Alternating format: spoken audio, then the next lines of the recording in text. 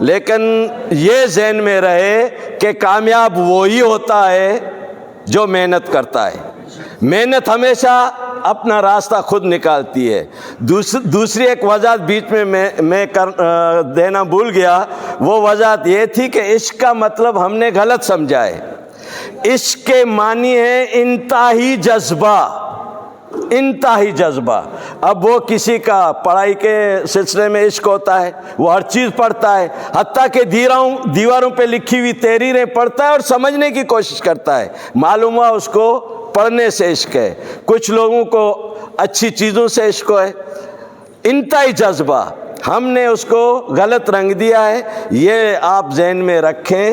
عشق کے معنی ہے انتہائی کوشش، انتہائی جذبہ۔ یہ نہیں کہ کسی کو چاہنا ہے، لیکن کوشش کرو کہ فی الحال جو آپ کا مقصد ہے اس کو، ٹھیک ہے؟ اوکے، اللہ حافظ۔